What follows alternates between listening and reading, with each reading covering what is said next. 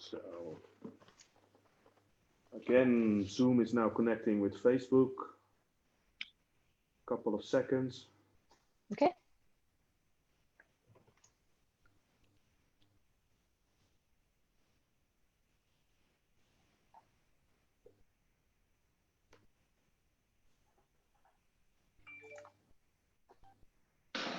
So guys, we are live on Facebook. You can start. Hallo, whisky-liefhebbers. Jock hier in het magazijn van Bresser Timmer. En wij hebben bij ons niemand minder dan John Glaser en Celine Tattoo om ons door deze mooie avond heen te leiden. We hadden wat technisch oponthoud. Dat duurde 4 minuten. Sorry dat we te laat waren. Maar we zijn er nu. Maar eerste dingen eerst. Voordat we beginnen. Als jullie de doosjes openen. Je ziet hier een witte bij mij. Jullie hebben een zwarte. Ze zijn niet in de juiste volgorde. Dus. Nummer 1. De eerste whisky die je moet pakken. Is hedonism. Het staat op dat kleine labeltje. Dus op jouw labeltje in het, op het buisje, daar staat Campus Box Hedonism. Hedonism. Alleen de eerste denk ik naar de camera, meer niet. Alleen de eerste. Dit zie. Hedonism. Hedonism. Dat is wat je eerst moet pakken. This is number 1. Dus het staat hier in de juiste volgorde. Je ziet het hier. Hedonism, Oak Cross, Story of the Spaniard, The Great King Street, and the Glasgow Blend, and then the Peat Monster. Okay.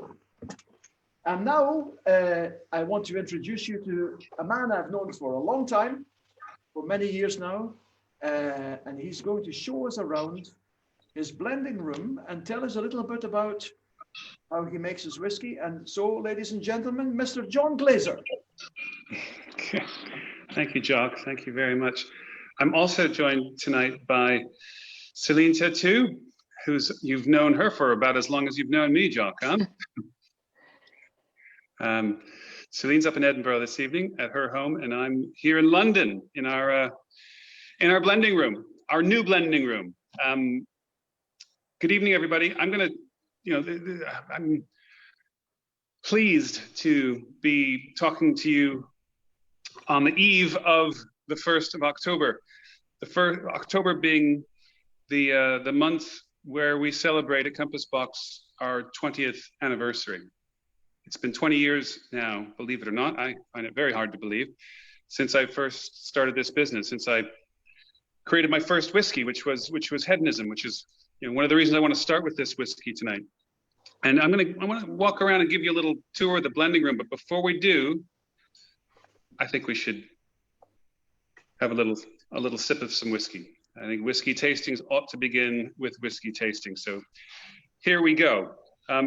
Hopefully you've now, Jock's got everyone to know that we're going to start with hedonism. And hopefully you've got it in your glass right now. And go ahead and give it a swirl and give it a sniff. Admire the natural color. No caramel in our whiskeys. Picking up a big hit of vanilla. You see, I like to use big wine glasses when I enjoy whiskey. When we taste whiskey around here, we use nosing glasses. But when we drink whiskey, we like to use big glasses. And so here we go, ladies and gentlemen. Thanks for joining us tonight. Cheers.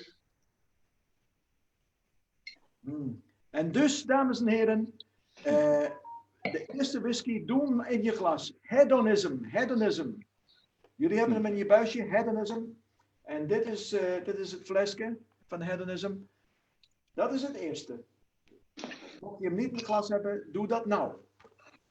So you're getting, like me, you're probably getting a big, the finish, the aftertaste of reminding you of vanilla, which is a result of the grain whiskeys in hedonism being aged in American oak casks. But we're going to come back to the whiskey. Right now, I want to give you a little tour of this room. We are whiskey blenders. We're whiskey makers who use blending as a platform for creating what we do. To me, blending whiskey is it's a creative art. It's a platform for creativity. Years ago, you know, we looked at buying a distillery, we looked at building distilleries, and we decided not to. I decided not to in the end because it's a different business, and I admire and appreciate distillation. But what I love about what we do at Compass Box is we can take whiskeys, we can buy whiskeys, we can take whiskeys from across Scotland. Scotland, in a sense, is our distillery. And we use those to make things that are uniquely ours, that are proprietary to us. We may use whiskeys from different distilleries to create whiskeys that no single distillery can create. A creative art is what we consider what we do. So let me just give you a walk around. So we're here in London. We've been in London, based in London from the beginning, all 20 years. Down outside this room and around the corner is the office and our old blending room. And our old blending room has been turned into more of it's got a huge wooden tasting table. It's been a place more for visitors. Now, of course, there aren't many visitors these days, sadly, but the old blending room is around the corner. We took this space and we call it the new blending room about 2 years ago. It's not fancy, but it's a room where we keep it quiet. You know, the music in here, the music in the old blending room where the office is usually rock, yeah, or cool pop music and stuff like that.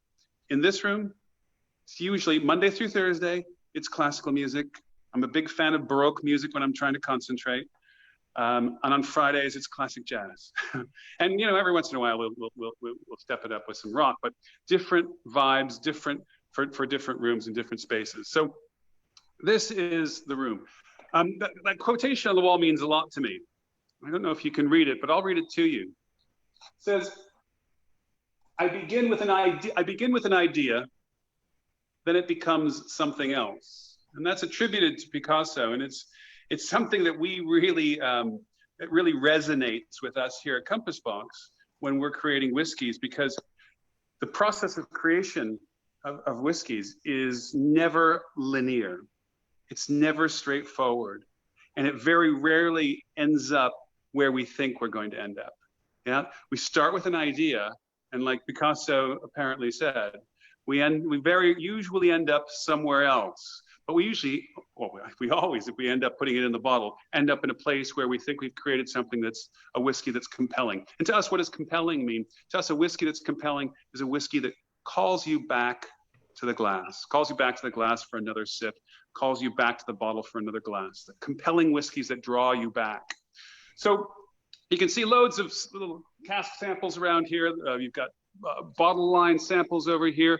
In this corner over there, underneath the Picasso sign, these are all cask samples of grain whiskeys, single grain whiskeys available to us or that we own for use in creating new products.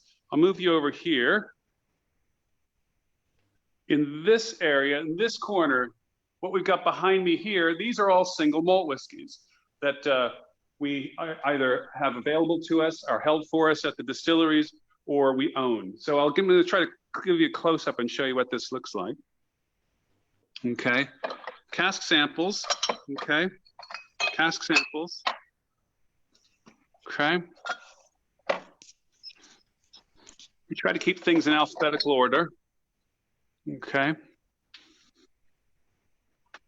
Are you able to see, Celine? Can people see? Yeah, everything's fine. Yeah. If you go a little bit slower, John. Okay. Let's see what we have here. This is actually, I shouldn't tell you that. It's Bowmore that's owned by the John Dewar and Sons company. That's why that label is labeled the way it is. But you can see, right?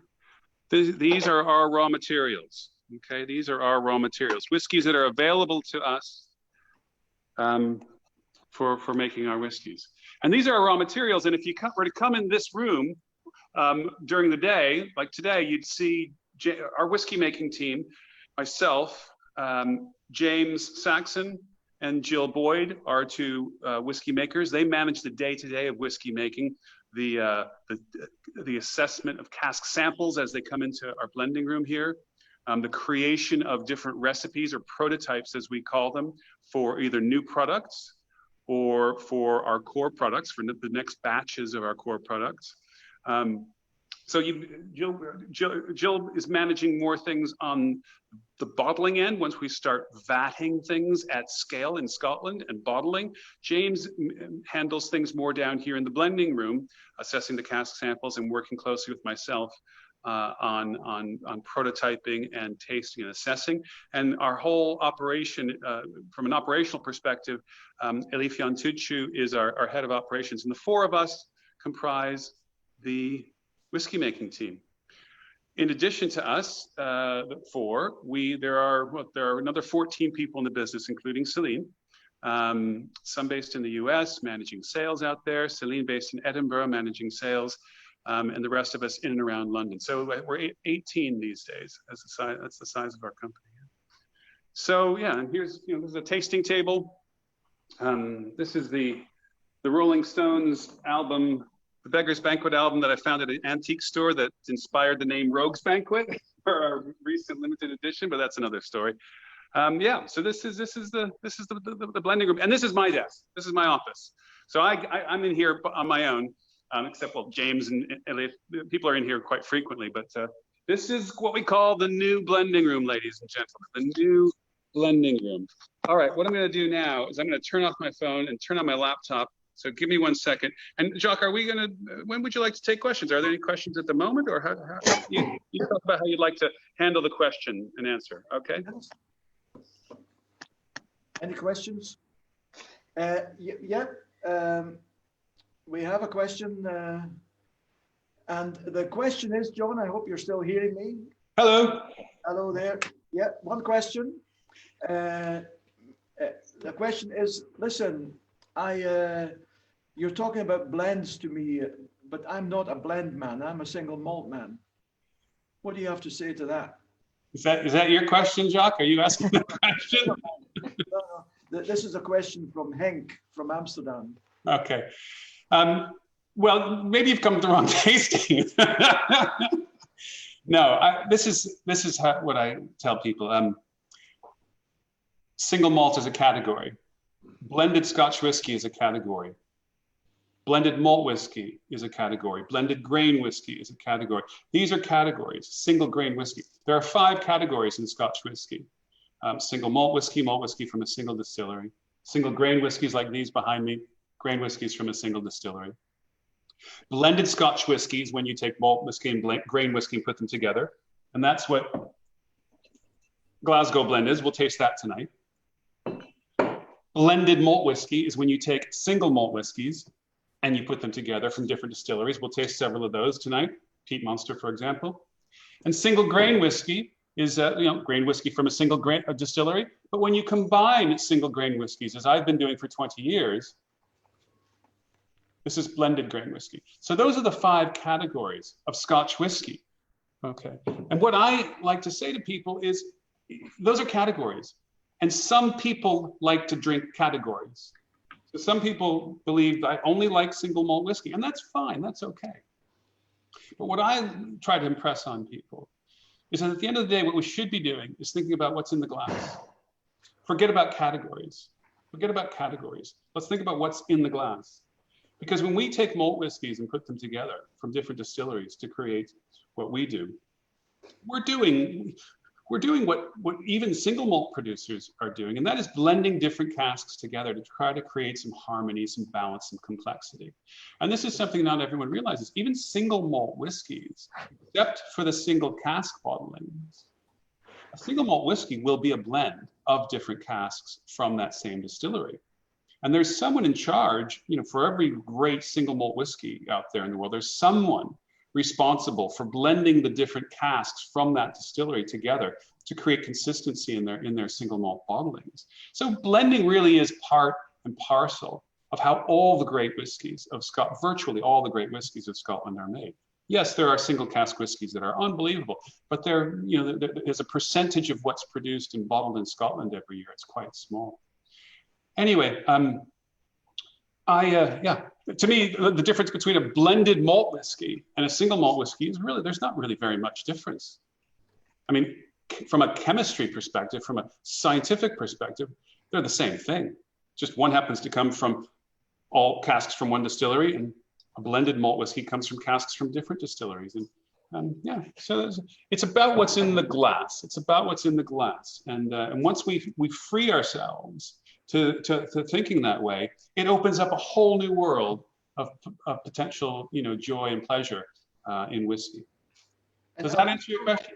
I'll just tell them dat je, jongens, ik hoop dat jullie hem in het glas hebben en dat jullie ook dat mooie vanilleachtige whisky kan proeven die ik nu ook kan proeven. En ook nog een klein beetje kokos, a little bit of coconut. I'm detecting, John. And I was wondering, could you show us how this whiskey is built up? How is it? Sure. So let's talk about the recipe of hedonism. And Celine, maybe you can pull that up for us. Yep. So, ladies and gentlemen, 20 years ago, I started the Compass Box with this whiskey, an earlier version of this whiskey. Hedonism was the first whiskey I bottled when I started the company. First whiskey I bottled when I started the company.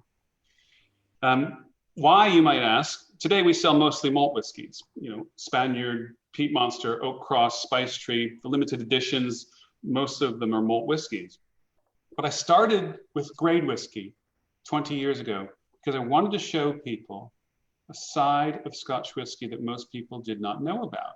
Now, not all grain whiskeys are great, are interesting. Not all malt whiskeys are interesting. But when grain whiskey from Scotland is aged in very good quality American oak casks, it can be luscious and sweet and soft on the palate and beautiful to drink. So we'll pull up the recipe here. What hedonism is it is a combination, a blend of grain whiskeys on the younger side, and it could be anywhere from 12 to 15, 16, and whiskeys on the older side, 20 to 25 years old typically. And you get fruity character from the younger whiskeys and depth and sweetness and richness from the older whiskeys. Now, what this diagram shows you is there are only 3 different parcels of whiskey, 3 different parcels. And by a parcel, we mean a different distillery, or it could be 2 parcels. You could have 2 parcels from the same distillery of different ages or from different cask types. And we would consider them different parcels.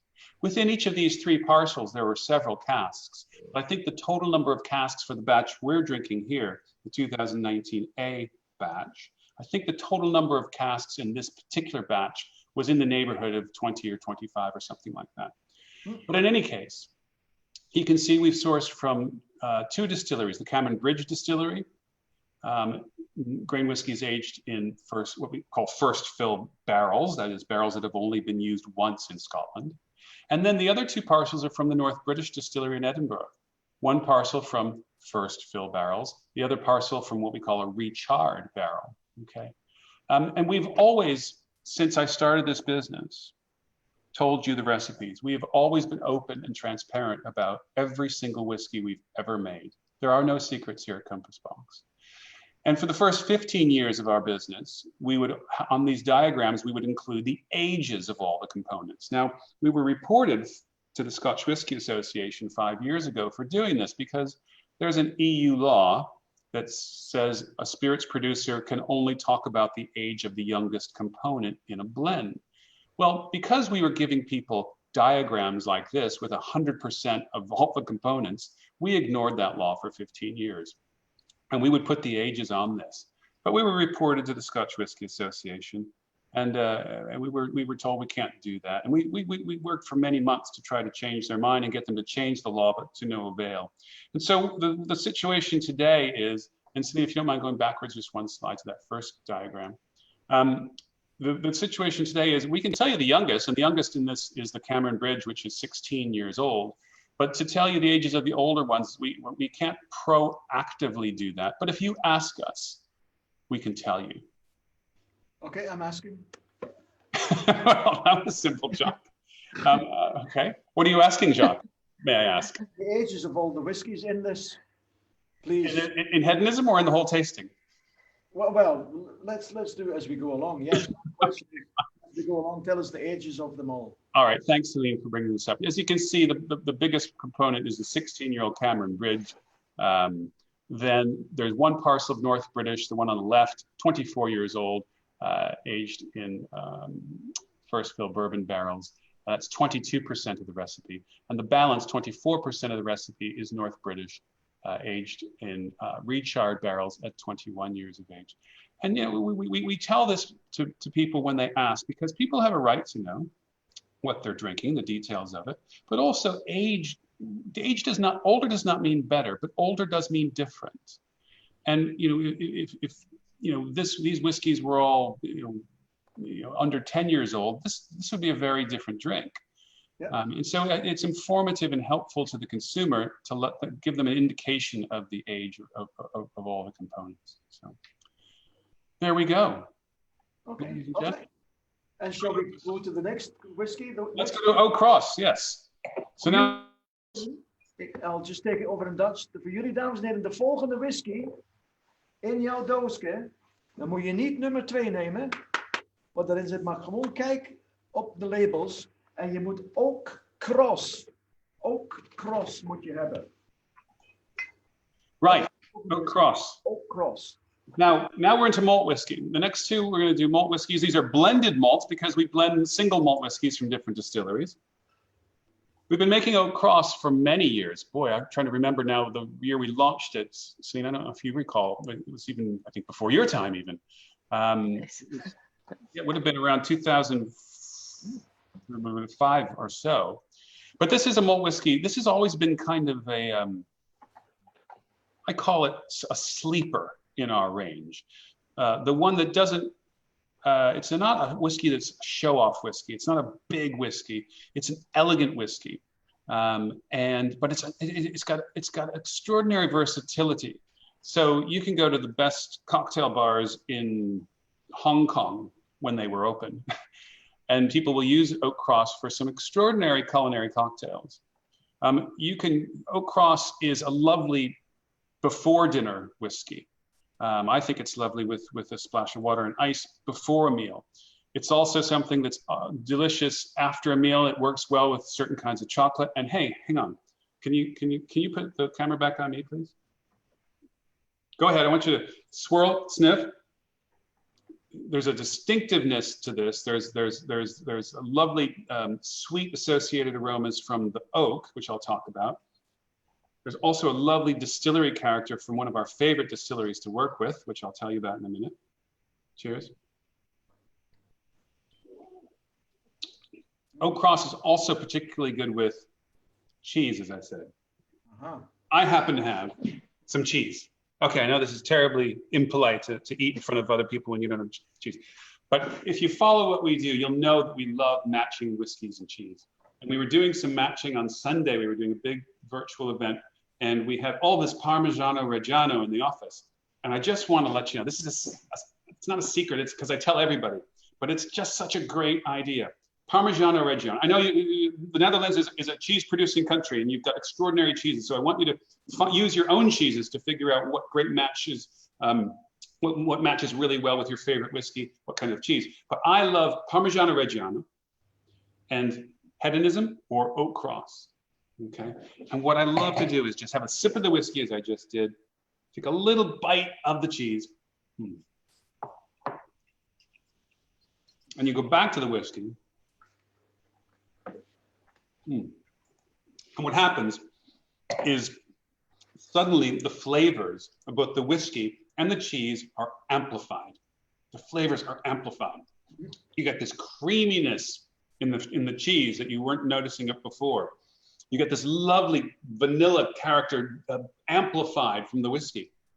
I tell you, ladies and gentlemen, whiskey and cheese, it's such joy to be had. It's so much easier, I contend, than matching wine with cheese. Anyway, back to, should we go talk about the recipe of Oak Cross, yeah?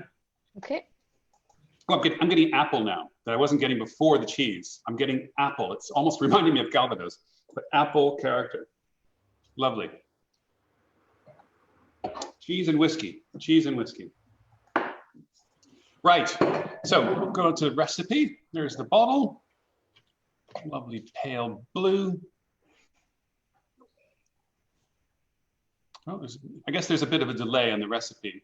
I'm not seeing it on my screen yet, Celine, but I'm sure it's coming. But I'll tell you, I can tell you what the recipe is while we're waiting for it. It's basically 3 components. Again, there's malt whiskey in Oak Cross, primarily, here we go, from the Clynelish Distillery. 47% of this particular batch is from the Clynelish Distillery, as you can see, that big section. Aged in first fill American oak barrels. And you get this lovely, distinctive, fruity, waxy Clynelish character, which we love. We love this distillery so much. We've also got some whiskey, malt whiskey from the Dalion Distillery, which contributes a bit of a sort of a meaty character, which gives a little bit more weight and oomph to this whiskey. And then the balance, the 39%, is malt whiskeys, a blend of single malts that we have finished in French oak, new French oak. It's the kind of casks that we created for our Spice Tree product. We use these with several different whiskeys. So we take our coopers in Scotland, we'll put new French oak, French oak made for winemakers. We bring it to Scotland, heavily toasted French oak. We put it on the ends of our barrels and we finish aged whiskey. And so what you end up with after a year or a year and a half for Oak Cross is you get this malt whiskey with this lovely deep vanilla character, toasty character, and that in combination with the malt whiskeys from the Clynelish and Dalion distilleries gives you this lovely, elegant, sweet malt whiskey that you can have before a meal, you can have after a meal, you can have between meals. You can do it any way you like. It's really quite versatile. Yeah, it's a beautiful, soft and easily drinkable whiskey, very quaffable. Yeah. I'll just say in Dutch, jongens, mochten jullie een vraag hebben hier over deze diagram. Je ziet een diagram op je scherm nou, waarbij de opbouw van deze whisky uitgedrukt wordt. Het kan zijn dat u dat niet begrijpt. Als dat zo is, stel alsjeblieft een vraag over. En wij zullen John deze vraag stellen en hij geeft daar een duidelijk antwoord over. Dus je ziet ook dat de meerderheid is Clynelish. We hebben een vraag. Ja, er komt een vraag binnen van Dennis Hendricks. En die vraagt eigenlijk aan John van als hij nou een whisky maakt, denkt hij dan aan de consument? Of is het gewoon wat in hem opkomt? Wat is leidend daarin? Okay. Oh yeah, we have a question from another Dennis Hendricks, and he's asking you, John, what is leading you when you make a whiskey? Are you just doing what you think and what you feel and what comes up into you? Or is the consumer the leading element in how you make a whiskey? Well, first I have to say, I hope this is the Dennis Hendricks, yes, whom I know and love and haven't seen in many years. Yeah, that's him. Yeah, Yes, hello, Dennis Hendricks. So nice to hear from you. I'm so stunned by it being you, Dennis, that I forgot the question already. The question was, when you're making a whiskey, what is the driving force which leads you into that whiskey? Are you thinking of what really pleases yourself, or are you really placing yourself in the shoes of the consumer? Right. Okay. Yeah. Really good question. I will be open, as I always try to be. We make whiskeys. I make whiskeys, and we as a team make whiskeys that we love. We make whiskeys that we love. And, you know, what we talk these days about when we're creating a new whiskey, we might have a basic idea for the style: heavy peated, lightly peated, unpeated, the American oak, sherry oak. We might have a basic idea for a style. But then what we're trying to do, we talk about following the deliciousness. Following the deliciousness. Ultimately, what we're trying to do is create a whiskey, whatever style it might be, that has this deliciousness. I was talking earlier about this compelling character. That's what we're going for. And when we think we come upon a style, regardless of the style of the whiskey, but if it exhibits what we think is a deliciousness that brings you back to the glass, we want to bring it to the world. So it's really more about things that we love and like and find delicious, rather than, you know, thinking, oh, well, people like, you know, Irish whiskey, so maybe we should try to make something in an Irish style. Or people like bourbon, so we should try to, it's really more what we love. Okay. Follow that delicious. And Thank you, Dennis. we had a question about the alcohol percentages. The first two are 43%. Yes. De eerste twee, dames en heren, zijn 43%. Ik hoop niet dat ik aan het liegen ben. Nee, 43%. En dan gaan we naar, we'll go to the next one, John, if that's all right. Yeah, next whiskey is called The Story of the Spaniard. Ja, de volgende, dames en heren, in jouw doosje, niet gewoon gelijk de derde pakken en doosje, maar kijk naar de label. En wat je nodig hebt nou is The Story of the Spaniard. Dus een whisky die heet The Story of the Spaniard. En jullie hebben dit niet, maar ik kom even dichtbij dat je het kan zien. We hebben heel veel licht, maar dit is de label, The Story of the Spaniard. Thank you, Celine. So The Story of the Spaniard, this is a whiskey we just created just 2 years ago. It's pretty new for us. And it's the first whiskey in what we call our core range of whiskeys that is based on malt whiskeys aged in sherry casks, Spanish wine casks. This is something that took us, you know, a better part of a year to create and to finalize. What we did is we started by buying and tasting a dozen or more heavy sherried whiskeys, you know, in approximately this price range.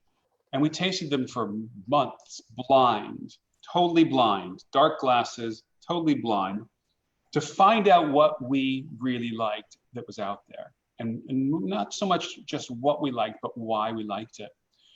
And then we started working with that. And what our intent was, a dozen or more, was not to create something that was a big sherry bomb, but something where sherry aged malt whiskeys are the driver of the character of the style, but that there are other elements that bring interest, flavor interest, and complexity to the whiskey.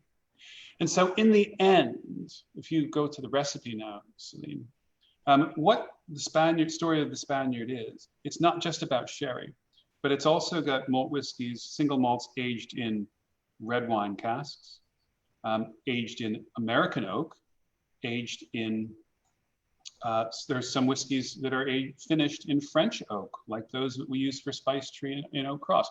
So for us, it's a more complicated recipe than many of our others.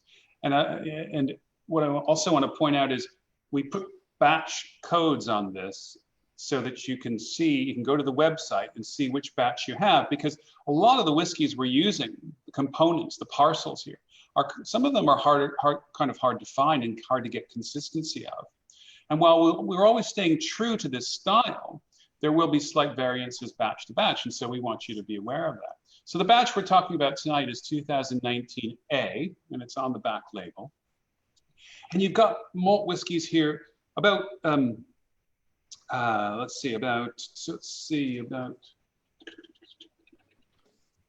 yeah. And this one, in terms of sherry, about 23, 33, yeah, it's just over 50% of 60% of the recipe is sherry and red wine.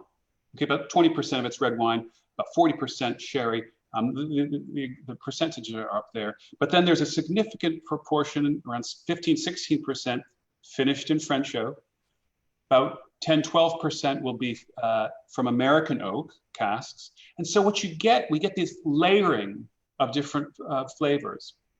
And it's not just about the sherry. It's not just about the sherry. You get more interesting fruit character, we think, by blending in whiskeys from different cask types, like the French oak, like the red wine cask. I must say, I really love this one. It's I'm very, very fond of sherried whiskies, and it's different from the sherry bombs that you get. It's so nice and fruity. And that was the idea, Jock. And again, you know, this comes back to why we love to blend. Because what we were able to do, we weren't just constrained by the whiskeys in one distillery and the sherry cask-aged whiskeys and the various whiskeys. We could draw on whiskeys from different distilleries in different cask types to bring different layers of flavor. You know, I'm a wine lover, and when I left university, before I got into the world of whiskey, I wanted to be a winemaker. And so I worked in the wine business for years. And you know, when you think about it, and I know a lot of you out there will be wine lovers as well. And I worked in Burgundy for a couple of years and a couple harvests, and I love the wines of Burgundy. And people think, oh, Burgundy, red Burgundy, it's all Pinot Noir. That's really straightforward. There's no blending. Well, okay, hang on. And then they think, oh, there's single vineyards, so there's no blending. It's just, but what people don't realize is even in a place like Burgundy, where when they're bottling Pinot Noir or Chardonnay, even from a single vineyard, the best producers will be taking the barrels from that single vineyard, yeah, and they'll be grading them, and they'll be differentiating them, because even from that vineyard, you think of that hill, you know, the barrels that come from grapes on the bottom of that hill will have a slightly different Pinot Noir character than the grapes that come from the top of that hill. So the better producers in Burgundy are always blending. And they might, I was at Felton Road, the great New Zealand producer. I was listening to the owner talk the other night about his wines. You know, their single vineyard wines, they want to have a specific character for that single vineyard. And so they're going to blend to get it. They blend from the upper and the lower, and then they'll have things that don't represent that character at all, and they'll use those in other products. That's exactly what we're doing. That's exactly what we're doing. We're just, you know, our single vineyard is a country called Scotland. Yeah. I'll try and condense this into Dutch a little bit, John, for anyone that didn't quite catch it. Okay. I was aan het praten over de verschillende wijnen in Frankrijk. Bijvoorbeeld de Bourgondië, de streken Bourgondië, waar heel veel mensen denken van ja, je hebt alleen maar één soort druif, Pinot Noir, maar dat is niet zo. Er zijn nog een paar andere, maar de keldermeesters daar blenden altijd hun beste vaten met elkaar om tot een mooie harmonieuze wijn te komen. En hij was zelf ook hij wilde een wijnmaker worden, John, ooit. En dus zijn benadering van whisky stemt eigenlijk voort uit zijn liefhebberij voor wijn. Ook in Bordeaux bijvoorbeeld zie je dat de keldermeesters altijd hun beste vaten en druiven bij elkaar blenden om tot een harmonieus geheel te komen voor de Grand Cru Classé wijnen. I was just telling them, John, about Grand Cru Classé wine usually being a blend of different grape varieties and different casks together to make one harmonious wine. Blending, yeah, part and parcel of how so many of the great drinks of the world are composed. Yeah. Dus dames en heren, 43% weer.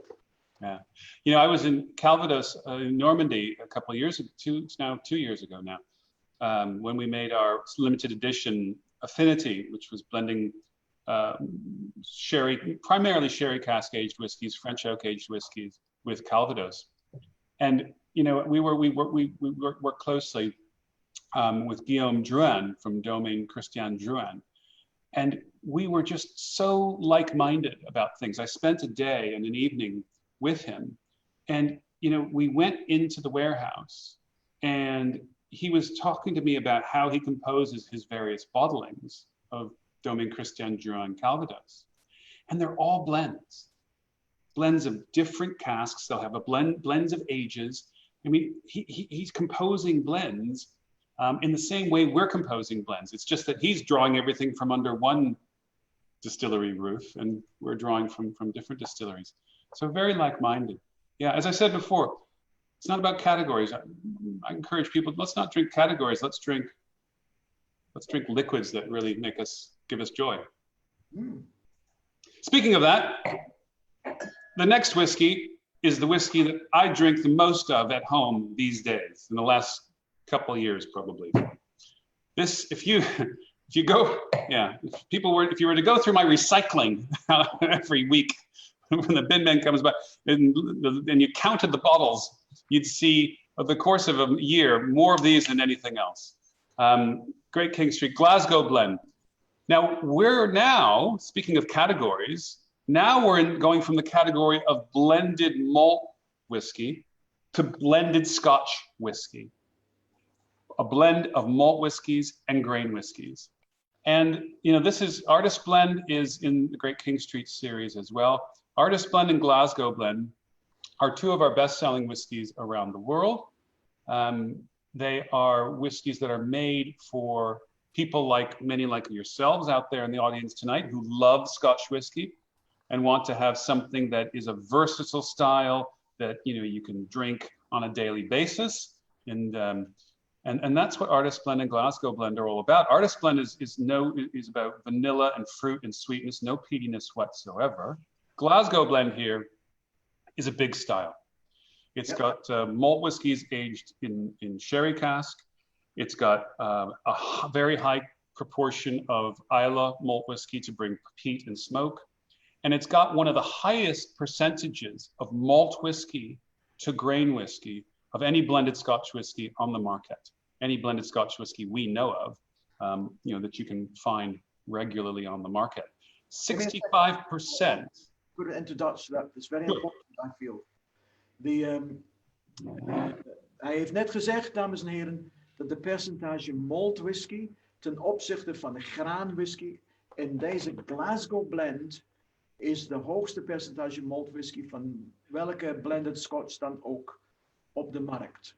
En je ziet op je scherm nou wat de percentages van alles is en ook in welke vaten dat ze hebben gerijpt. Goed kijken naar je scherm nou. Okay, John, back to you. Yeah, so I love good quality blended Scotch whiskey. The problem with blended Scotch whiskey, I think, is that so many blended Scotch whiskies on the market today are not very interesting. Many of them are very boring. When we created Great King Street Artist Blend and Glasgow Blend years ago, I tell you, we were inspired by old recipes from blended Scotch whiskies from 100 years ago. And I mean, I've got books here of old recipes with blended Scotch whiskey.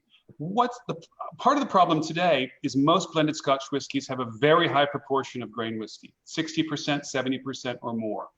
Not the quality of grain whiskey that we bottled under hedonism, very boring, innocuous grain whiskeys.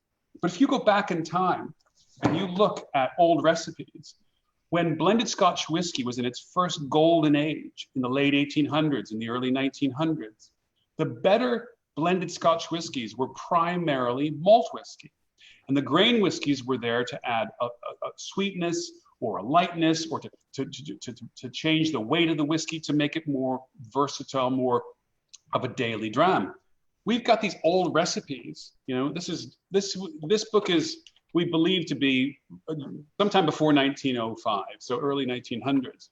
Old blended Scotch whiskey recipes where this was only 25% grain whiskey.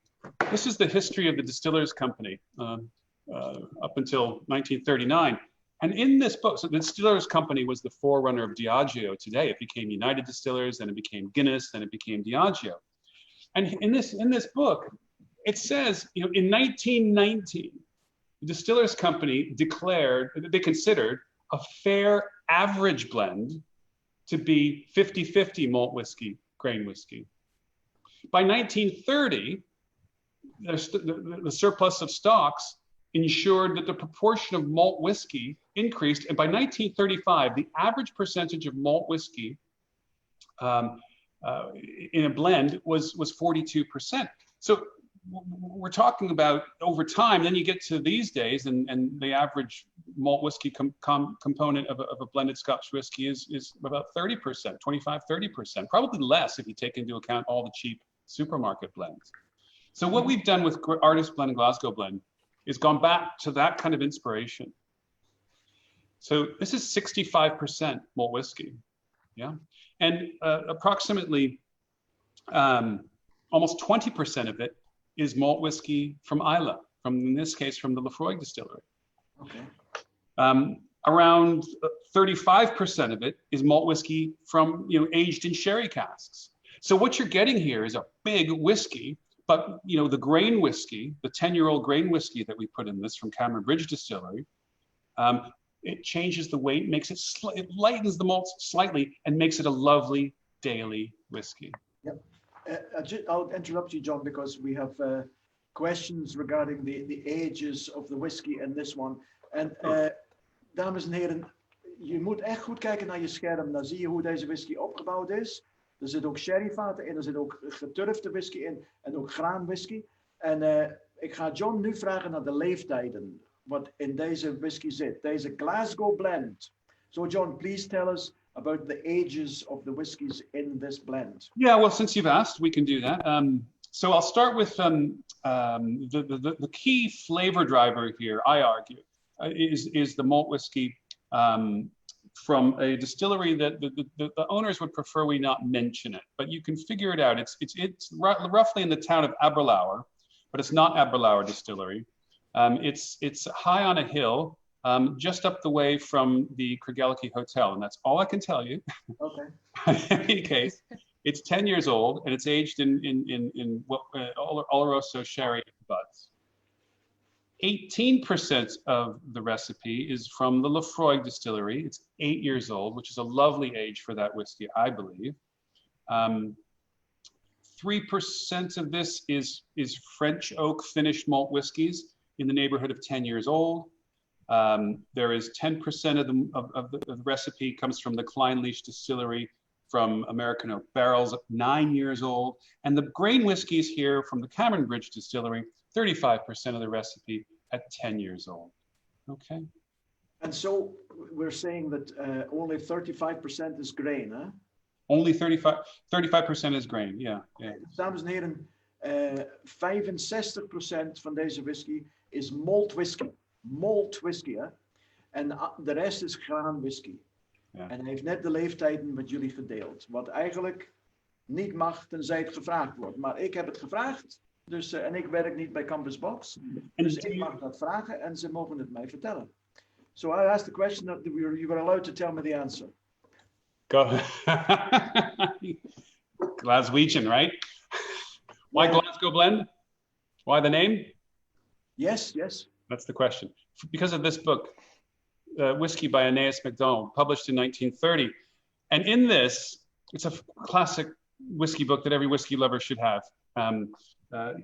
Years ago, you can get it in reprint now, obviously. Ian Buxton did a great reprint a couple of years ago and with a fantastic introduction.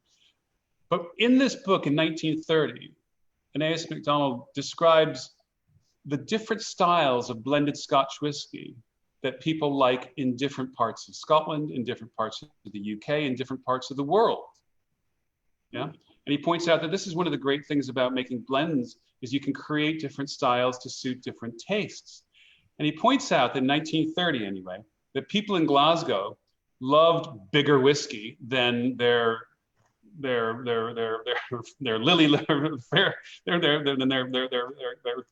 friends over in Edinburgh or down in London where they liked lighter whiskeys. Yes. So we thought when we were creating this whiskey with the peat and the heavy sherry character, this is a big whiskey. And so let's call it Glasgow Blend in honor of the Glaswegians and their historical love of big whiskey. Thank you. Cheers. Thanks for that. We need, and for anybody that wants to go to a party in Glasgow, just knock on the door of any house that's a party going on and say, Jimmy sent me. Jimmy sent me. I'll let you in. No, at the moment, Jock. They won't let you in.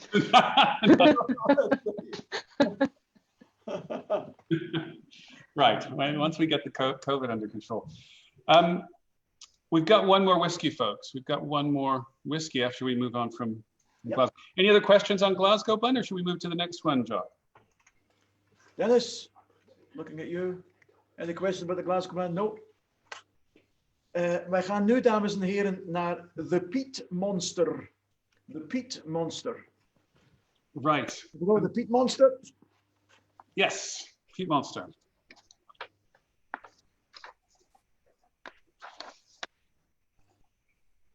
I'm coming after Glasgow Blend.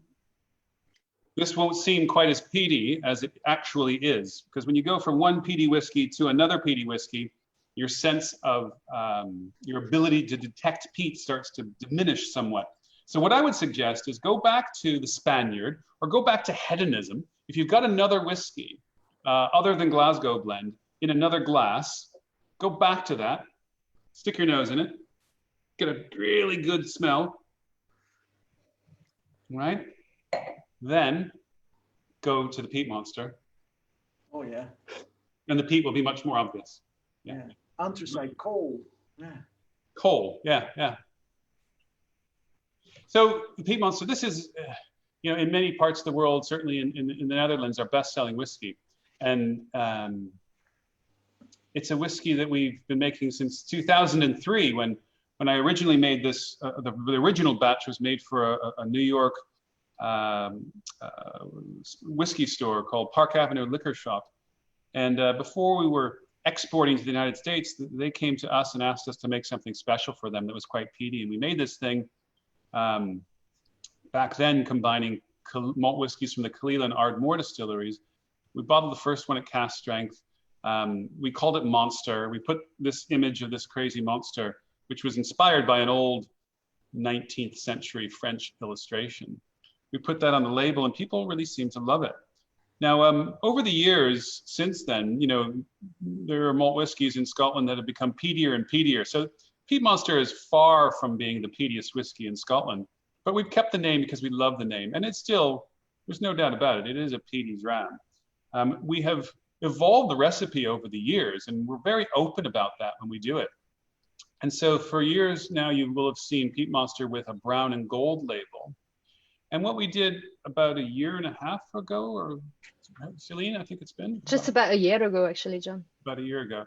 We started bottling Peat Monster with this painted label, we call it, colorful label.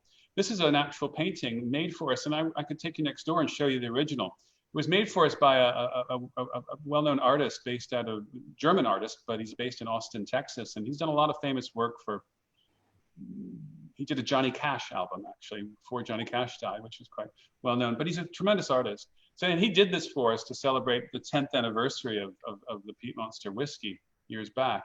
And we decided it's time to put it on the label. So when we changed to this painted label, as we call it, we actually tweaked the recipe. And we did a lot of tasting and a lot of evaluating for the better part of a year. And we just tweaked the recipe slightly. We gave it a little more depth. We dialed up the age of some of the whiskeys. The recipe is now built around malt whiskeys from the Kalila Distillery and the Lefroy Distillery. We put about 1% of the recipe, of the overall recipe, is French oak finished whiskey, kind of like we use for Spice Tree and Oak Cross, and that just gives it a lovely underlying sweetness. Now you see all these different parcels. Most of those are malt whiskey parcels from the Kalila Distillery in different types of casks or different ages. So could you go to the next slide, please? And we'll look at the ages. Oh, well, I shouldn't have done that without people asking me, but I'm sure someone out there was wondering and about to ask the question. So go ahead, Celine. John. Yes, Celine, do you have a question? Yeah, we do. What are the ages of the whiskies in the Peat Monster? Yeah. So you'll see the ages are all between 8, and there's a very small percentage of 15 in this to give it depth. Mostly from the Kalila Distillery, Lefroy in there, touch of French oak finished malt whiskeys to give an underlying sweetness and richness, which you get on the palate and in the aftertaste. Bottled at 46% alcohol. Obviously, well, I say obvious, but it should be obvious from that color. Natural color. Everything we bottle is natural color. We don't put any spirit caramel into anything we make. It's almost like white wine, eh? It does have that lovely white wine character, sort of an aged Chardonnay or something, aged white Burgundy. That is the natural color. I mean, so many people are accustomed to, even some of the most popular malt whiskeys, single malts are colored with caramel to make them look darker, and I think that's a shame. But increasingly every year we see more and more people deciding to bottle at the natural color of the whiskeys from the cask. We've just had a question come in, John. Why you don't put the ages on the bottles? Why don't we put the ages on the bottles is a really good question. If we go back to the recipe, Celine, if you don't mind. We don't put the ages on the bottles because I don't want people to make a decision to buy our whiskey based on a number, based on an age. I want people to buy our whiskeys based on the quality, based on the style. However, we are very open, as you can see, about the ages. There's nothing to hide. But with this whiskey, as you can see, you know, most of all but the component from Lefroy is 8 years old, and everything, and that's just 35% of the recipe. 65% of the recipe is between the ages of 10 and 15. So if we were to put an age statement on this, it would say it would be an 8-year-old age statement.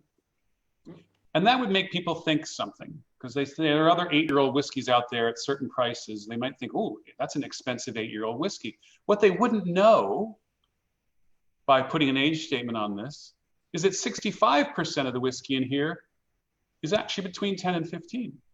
Yeah. So we really want, I understand it can be difficult for people who are accustomed to the age statements, but that's just the decision we made from the beginning 20 years ago.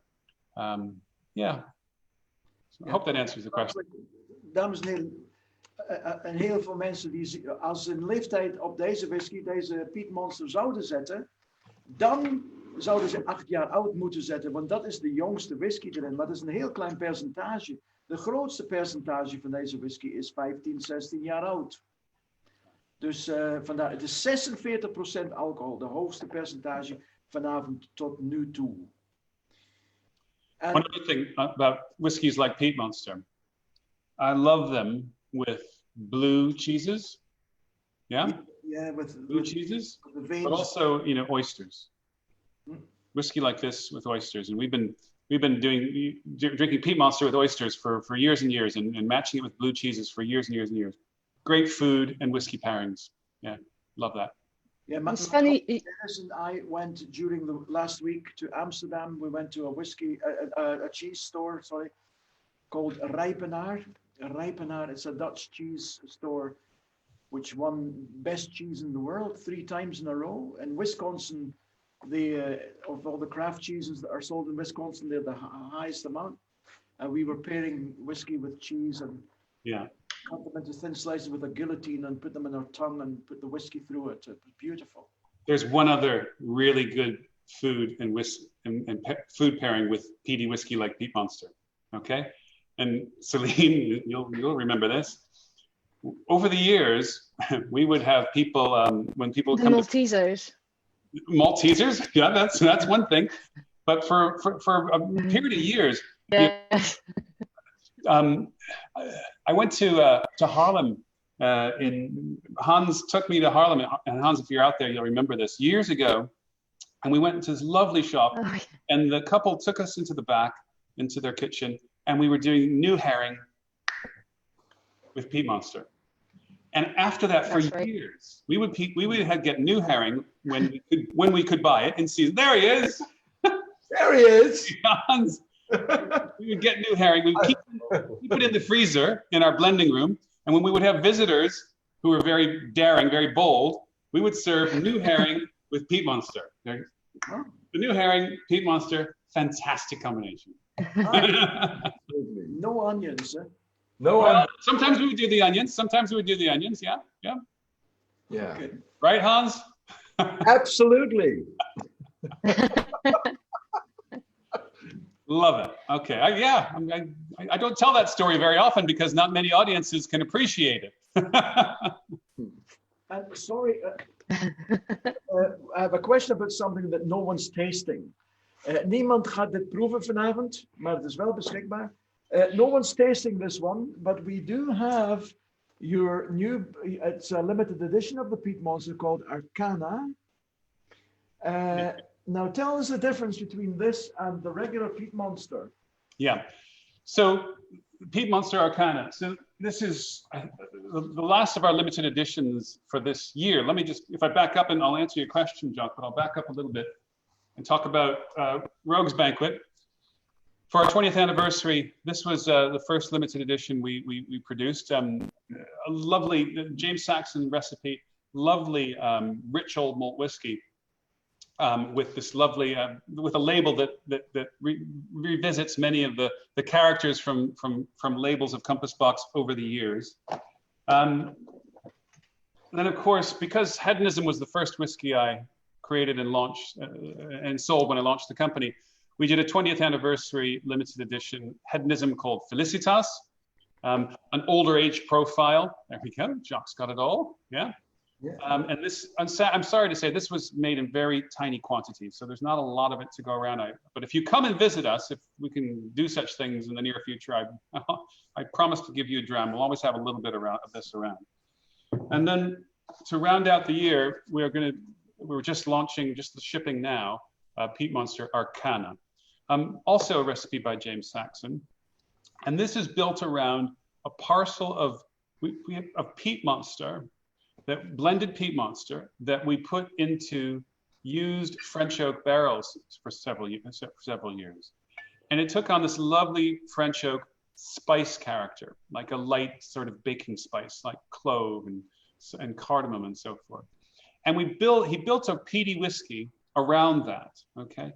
Well, I won't talk about the recipe tonight because I can't remember it all to heart. Maybe Celine, you've got it. But there's some other peaty malt whiskeys there that we haven't used for Peat Monster in the past. So it's a little bit of a lovely twist on the original Peat Monster recipe with this lovely added richness from Peat Monster being finished in some French oak. Arcana. And we called it Arcana because Arcana has this meaning about mystery. And the maturation, whiskey maturation, is this lovely mystery. You never know quite what's going to happen, especially when we're doing things for the first time, like taking Peat Monster and putting it in a French oak barrel. We didn't know what it would end up being like, but it turned out to be quite delicious, and we just accentuated with some other parcels, and we have Peat Monster Arcana. Yeah, I have the pleasure of having it in my glass right now. I just chucked out the Peat Monster on the floor, and I'm in a warehouse. It's okay. I'm in a warehouse. It's a big stone floor, and I put the Arcana in. My goodness, difference. Yeah. There's a little bit of malt whiskey. There's quite a bit of malt whiskey from the Talisker Distillery in there as well. So it's a real twist on our classic Peat Monster. Very peppery. Peppery, yeah. Well, Talisker famous for that. Malt whiskeys from that distillery. Ladies and gentlemen, I think I've taken you through the whiskeys. I think I've said all I can say for a where are we? A Wednesday night, and it's a Wednesday, yeah, Wednesday night. And what month are we in? Ja, it's the middle of the week. Yeah. Dames en heren, hebben we vragen nog voor deze brave man? Hij heeft ook zijn schaarse vrije tijd gegeven voor ons. Vragen? Dennis komt de vragen op Facebook binnen. Erik Tax, misschien heb jij een vraag? You talking to me, Jock? Not typical Dutch. They've not got a big mouth tonight. There's no football on, is there? There's actually a question about the labels, John. Someone is quite impressed with the artwork from our labels and was asking what's the inspiration behind them. Yeah, the inspiration for the labels,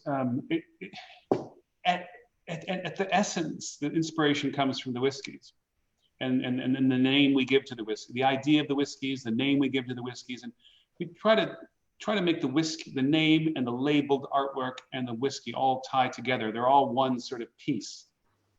And so the inspirations come from all over the place, but we're really fortunate that, all the label designs you see tonight and we've done over 100 whiskeys, over 120 whiskeys, in 20 years, most of those limited editions. And most of those, lion's share, have been designed for us by our good friends at Stranger & Stranger, which is a London design agency. So we've got a great partner in Stranger & Stranger. Yeah. Right, and for the Dutch people, something very important.